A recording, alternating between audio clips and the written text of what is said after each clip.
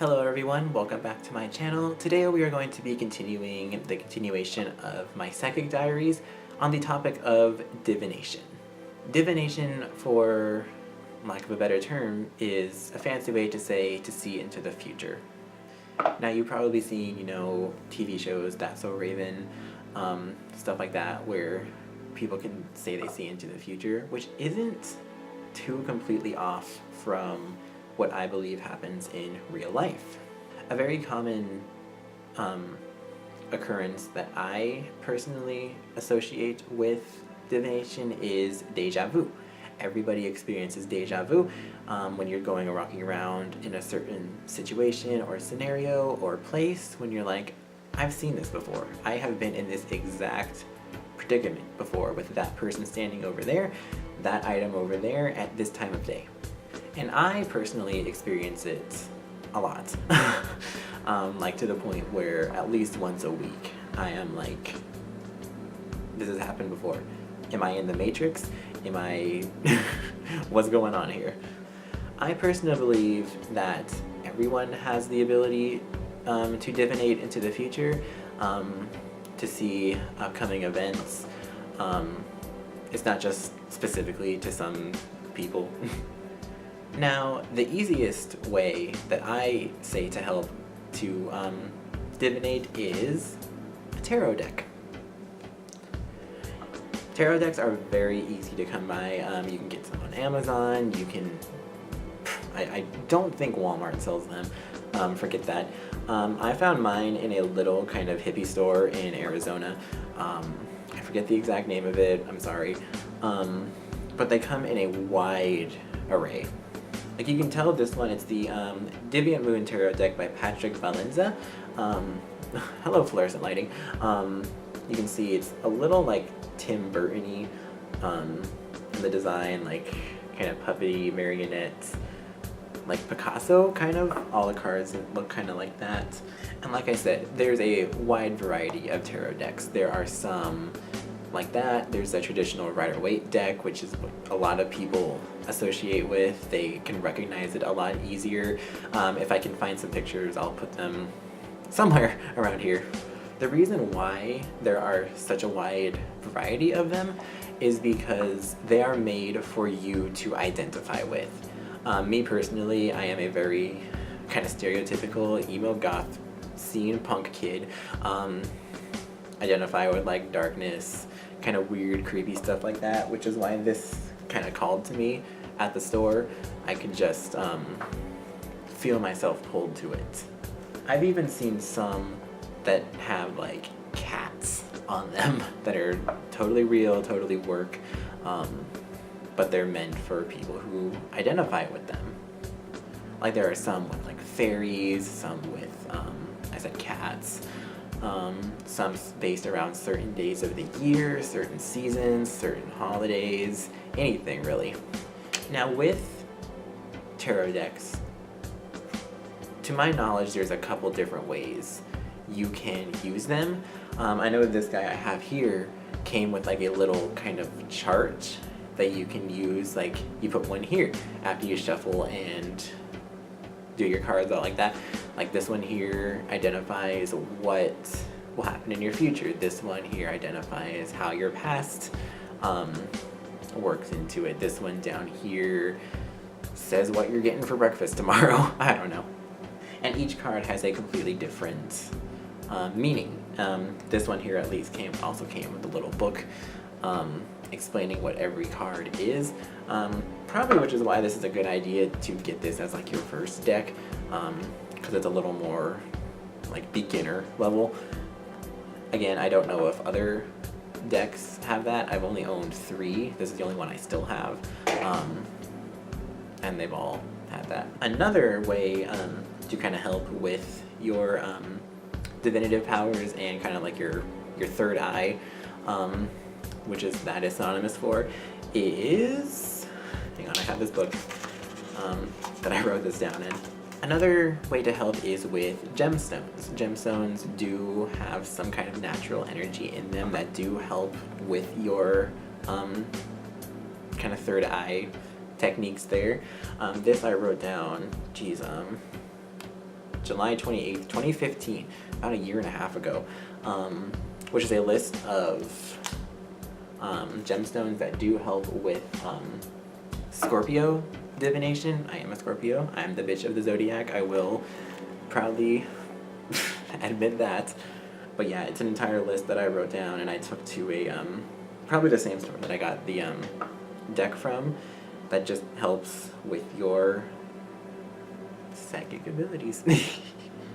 I did lose the ones that I had in the move up to Washington, so I do need to restock on them, definitely. I know some that are pretty universal with the kind of divination is Moonstone, not like a Pokemon, but used to evolve your Clefairy or your Jigglypuff. Moonstone and Ruby. Those are both, if you keep them either like on a necklace, near your bedstand, in your pocket, they will continuously give you that kind of supernatural power. Now moving on to probably the most influential tarot read I've ever had that I still reference to this day. It had such a major effect on me. Back in college, I went on a date out with this guy who was just like me, total hippie. Total was like probably high off of some strain of marijuana the entire date. We went back to his place because he was like, hey, I want to do a reading on you. I'm like, is that what you're calling it nowadays? All jokes aside, I had never gotten a tarot read before, so I was like, hey, cool, let's do it. So we go back to his place, sits me down on the floor. He has this beautiful, beautiful deck that he got at some thrift store down in Arizona. I forgot the name of it. If I can find any pictures of it, I will post them.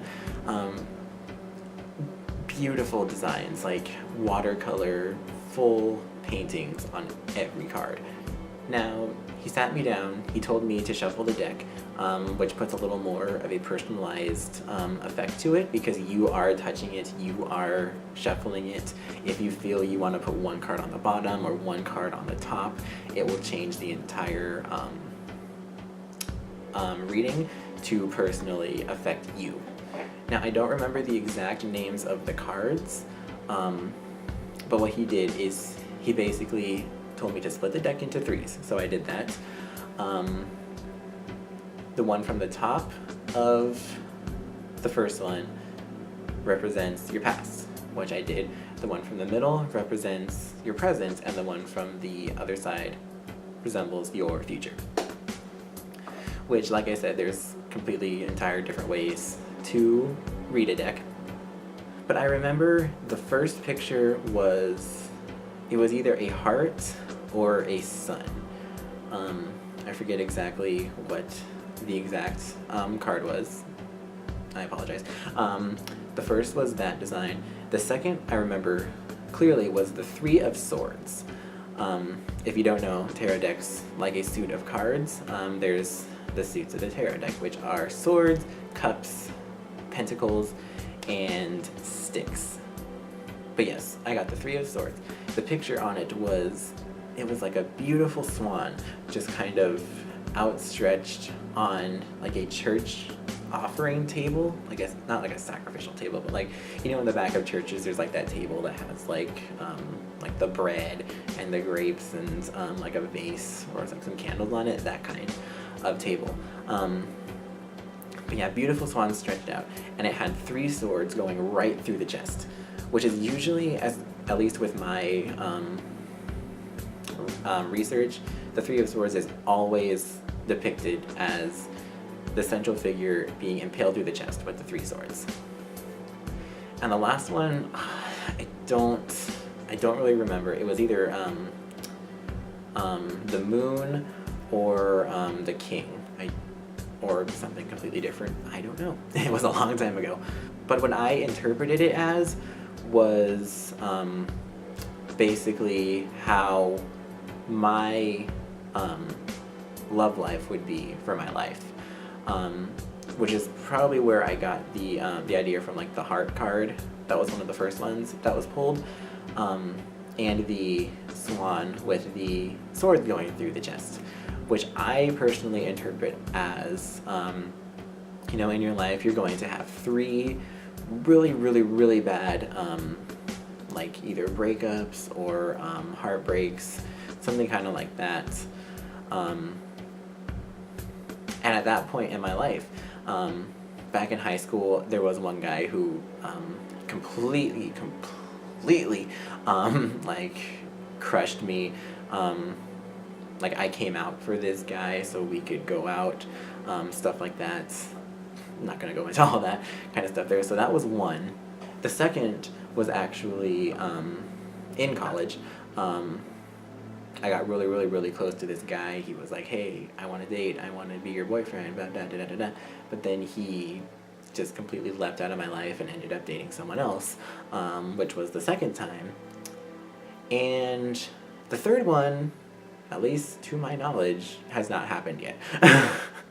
So that pretty much means that my next potential love life is destined for failure. I don't know if the stars have changed since then, but that's my personal, like, interpretation of that. So yeah, that is my personal experience with divination, seeing into the future, what I associate with it. If anyone else has any experiences they would like to share, go ahead and put them down in the comments below. I would love to hear everyone else's first-hand experience with this. Also, don't forget all of the links to my social media are in the description down below, so don't forget to follow me on there. Thank you so much, and I will see you all in the next video. Bye-bye.